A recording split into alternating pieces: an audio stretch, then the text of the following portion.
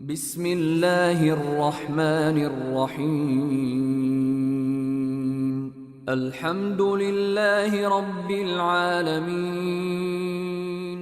الرحمن My name's Clara, and this is Sandstone.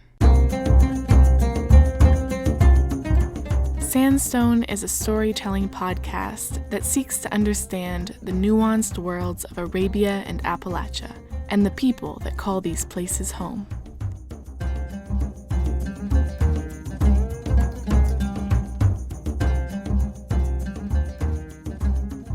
Today we'll meet the second character in our three-part series on Islam.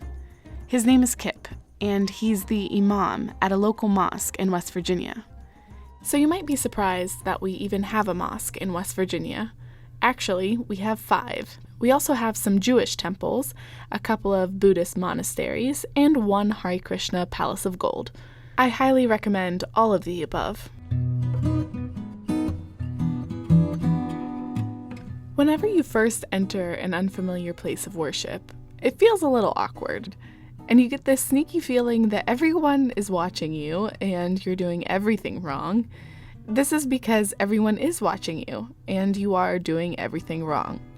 But despite your own discomfort, more often than not, you'll be welcomed. Back in the day, my dad had this experience the first time he went to a mosque. I actually visited a mosque down in Pittsburgh by myself, went down and took my shoes off at the door and did the whole routine, and met actually a guy named Reda. We wrote letters back and forth for a little while. Yeah, we did. My gosh, you had a Muslim lover? I did. I had a Muslim brother. He was very said lover. friendly. Brother. Unlike my father, I did not meet a Muslim lover the first time I went to a mosque. I was in Bahrain on a week-long exchange program. It was me and a small herd of West Virginia girls, straight out of the Mountain State. Before entering the mosque, we all put on the head coverings and floor-length robes provided to us, which we were very excited about. And you would think by wearing the right attire, we would blend in. Quite the contrary. We looked like a group of runaway Catholic nuns, prancing around the mosque, wide-eyed and very out of place. But despite our awkward cluelessness, the Muslim women doted on us and welcomed us as sisters, and I've been treated the same at every mosque I've been to since. I can imagine that Kip might have felt similarly his first time in a mosque.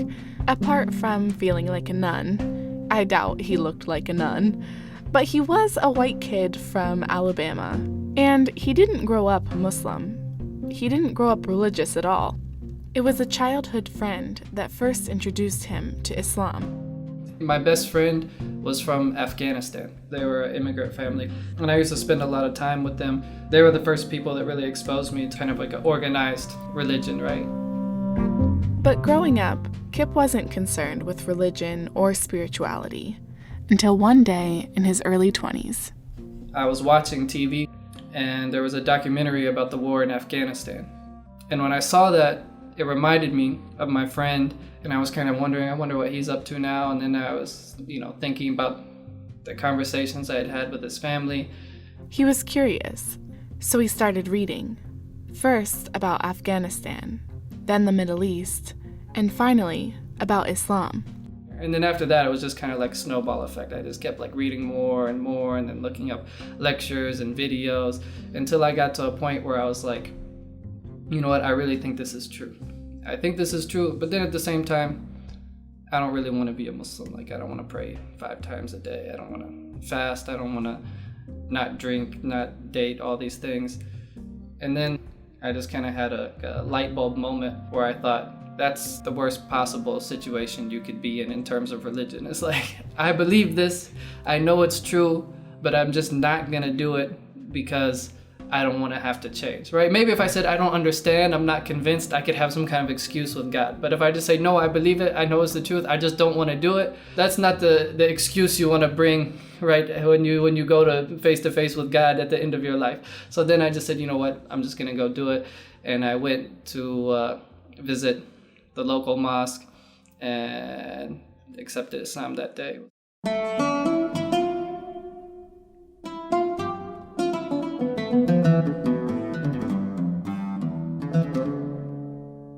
did your community and family react when you converted? My family, they're very open-minded, so they didn't give me any problems.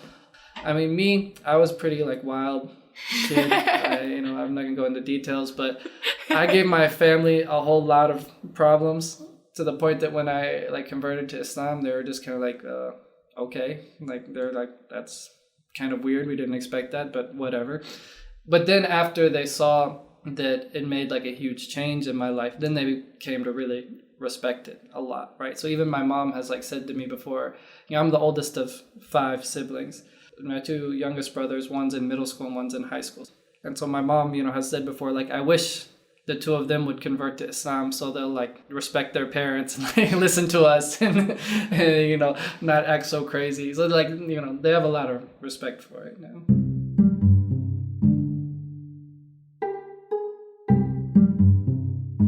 Shortly after converting, Kip moved to Morgantown, where his mom was living, and became involved with the local Islamic Center.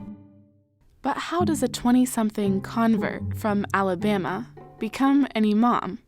So it was literally not something that I had planned for, but for whatever reason, our previous imam saw something in me that I didn't see in myself at the time even. So even when I started being an imam, and the community understood it was like kind of on the job training. They were kind of like, this person's not really technically qualified to be an imam, but let's let him learn, as he goes. For one thing, it's really nice for me because I have that history with the people and they watched me grow, that I never feel that people take me too seriously, which is like the best thing. I present my understanding, right? And if it makes sense to you guys, then good. Then if not, you're all human beings with your own brains to use and are free to disagree with me.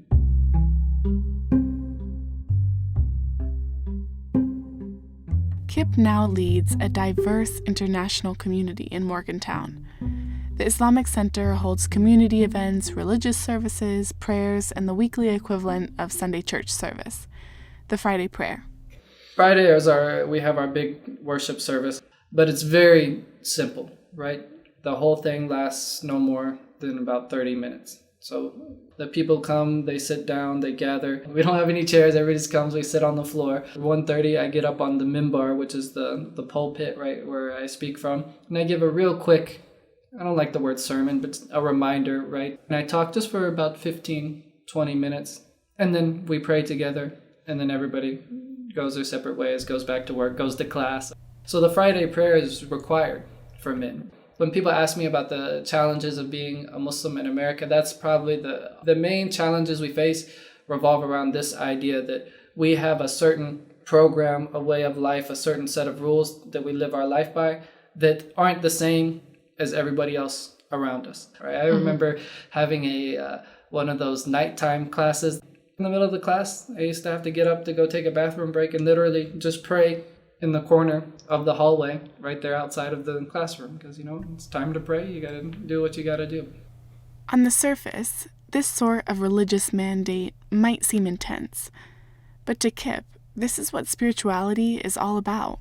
Being spiritual is about discipline. The belief of Muslims is there's a verse in Quran that says that human beings were created to worship, right? That is the purpose of your existence, is to have a relationship with God, right? And the Islamic theology has a very strong sense of who God is, right? Just completely all-powerful, that everything at all times is in his hands, and that, nothing happens without his permission. So the life of a Muslim is this constant being aware of that relationship with God. And that's why when you have 5 daily prayers, you're constantly having to come back and take a break from whatever is going on in your day to remember God. There's one thing that always really struck me, that when we pray, you're supposed to pray with your eyes open, which is for me was contrary to what would first come to my mind. You think, okay, I want to focus on God or whatever. I want to close my eyes and completely forget the world around me, right? And I always kind of understood from that Islam is about being with God while being in this world at the same time, right? So Islam, it has a project for this world, right? There is a political side to Islam. Like we have rules about governance, all those things. But that all has to go equally hand in hand with the spiritual side as well. Every single thing in your life is religion, and every single thing in your life is spirituality.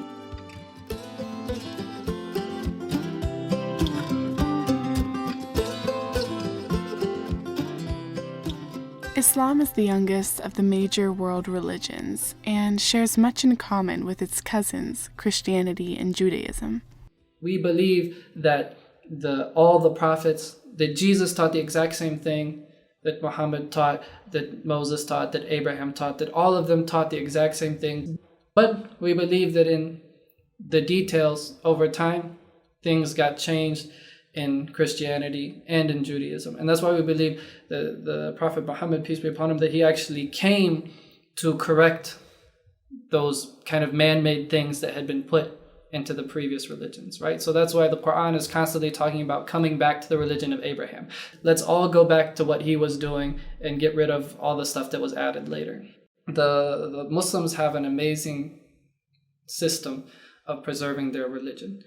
When I learn Quran, I don't just pick up a copy of the Quran off the shelf and read it. I have a teacher who I recite it in front of, and he corrects my mistakes, right? To the point that even if I said something like min qabalu instead of min qabalu, that's a mistake that he'll point out. It's exactly how long you hold out each vowel, right? So it's not just about is the meaning of the word preserved, are you even reading it exactly the right way, right? So I have to read it aloud in front of him for him to correct my mistakes. He did that from a teacher as well, who did it from a teacher as well. And he can give you the list of all these names all the way back to the Prophet Muhammad himself, peace be upon him.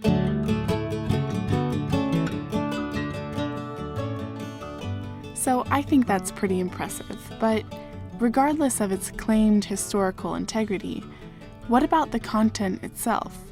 And where do these extremist interpretations come from? So if you look at people like Bin Laden, they gave fatwa, right, which means a religious ruling. Bin Laden made this big press conference and gave this big fatwa about everybody has to kill Americans or whatever. That would be like me going up and standing on the steps of the Supreme Court and saying, the ruling in this case is this. Like, who am I? Like, who am I to say what's correct in this ruling, right? Bin Laden was an engineer. I mean, basically what a lot of them do is they cut off that relationship to the tradition, right? And that's why a lot of people don't realize, right? I mean, it's very dangerous that when people are calling for a more liberal interpretation of Islam, once you open that door to say, you know, we don't care how people have understood the religion for the past 1400 years. We are modern people. We have the best understanding. We have the most right to interpret the religion.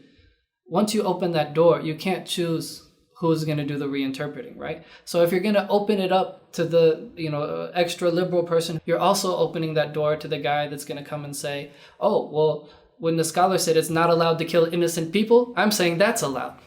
The right way, in my mind, is to be, to stick to the tradition, not going to go too far in this direction and not too far in that direction. So in response to the comment about the more liberal, progressive Islam, how do you respond to the perceptions of inequality in Islam? No, I think this is a big misunderstanding, right? I mean, so if you're talking about like between genders, for example, there is a certain idea of there's different roles in the family, for the man and the woman, right? And we believe there was a wisdom that God created men and women with different strengths and weaknesses. It's not that one is better than the other, right? But it's just that, one person is really good at athletics and they win an Olympic medal. Another person is really smart and wins a Nobel Prize. Both are amazing people, right? God gives different talents to different people, and biologically you have to admit that men and women have differences, right? So they have different strengths and weaknesses, and we believe that God made them for specific roles to play in their family and their societies.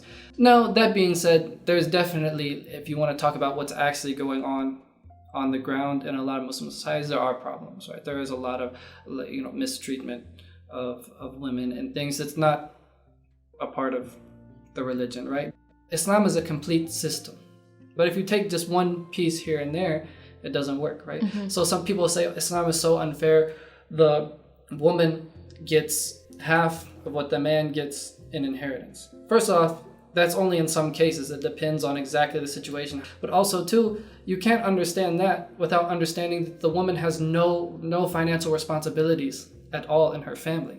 So the man gets twice as much, but then he has to spend out of that on the woman. Whereas the share that the woman gets, that's just her money to do whatever she wants with, and she's not responsible to pitch into the needs of the family at all. It's just, whatever she wants to do with her own money, that's her business. Of course, if we took that law and went and applied it in American society the way it is right now, it's not going to be just, right? But that's not the point. You're not supposed to take these laws and apply them selectively in a different society as part of a whole complete system. Although Islam is a complete system, it's possible to support this system while still participating in a democratic society. The Muslim American community is an example of this. Yet recent policies discourage this marriage of identities and even prevent it. Donald J. Trump is calling for a total and complete shutdown of Muslims entering the United States. No, of course, every country has the right to, or the responsibility, right? Not just the right, the responsibility to ensure the safety of the people. But, let's be real. Anybody who's an actual expert in the field says that this is not actually a helpful policy in any way. It doesn't actually prevent the real threats, and it gives ammo to people that want to push people towards doing violence, right? So first thing is that it's not actually working. And I don't think the people who propose these policies think that they're actually the best thing for national security. They just know that this is something that plays to the base, that riles people up. Because I think a lot of people that are for these policies, they're not bad people, not racist people. They don't hate Muslims, but they've just kind of been sold a bill of goods and they bought it and they're confused about the reality. I definitely don't like the idea of playing the victim. You know what I mean? I don't like, oh, poor us, we're discriminated against, everybody hates us. No, we have to stand up for our rights, but too, at the same time, I don't like this idea of just wanting everybody's sympathy that, oh, it's so hard to be a Muslim because people give us such a hard time. Because definitely, when you talk about right after 9/11, there was definitely this fear of Muslims as violent people. And the Muslims in America have done a lot to show that that's not the case. But what worries me is that hasn't made people like Muslims anymore. When they said, we don't like you because you're violent and you want to kill us, it was very easy to say, no, that's not the case. But now a lot of it is things that really are a part of Islam, right? Like we, don't like that you guys want to have public displays of religion, that women wear the headscarf in public, or even the face veil, right? They say this is not American. We don't like the idea that you don't let people marry outside of the religion, right? That a Muslim woman is not allowed to marry a Christian man or something like that. There's a lot of things that are a part of Islam that people say this is not something acceptable in the American society. So that's what worries me. And then I think you're right at some point that if we just say like, oh, these people are just racist and they just hate us, then we can't have that discussion about, well, look, maybe you disagree with it. Maybe you think the Amish people are weird, maybe, but you let them do their thing. You don't tell them they have to drive cars or whatever, right? You let them stick to themselves and live their way of life the way they want to, as long as they don't, bother anybody else. Then it doesn't matter to you that if somebody breaks the rules of the religion, they banish them from the community or whatever, maybe because you say that's their business. That's a good parallel. Amish are good people. I love that. They are. The Muslim American community in Appalachia is relatively small, but it's there nonetheless. They're doctors and business owners and community members. And before we support policies that affect our Muslim neighbors, it might be good to get to know them first.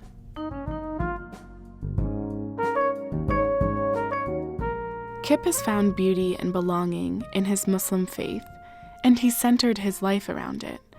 But not everyone has the same experience, and in the following episode, we'll talk to someone who didn't find beauty and didn't belong, a devout Muslim who ultimately left his faith. Next time on Sandstone.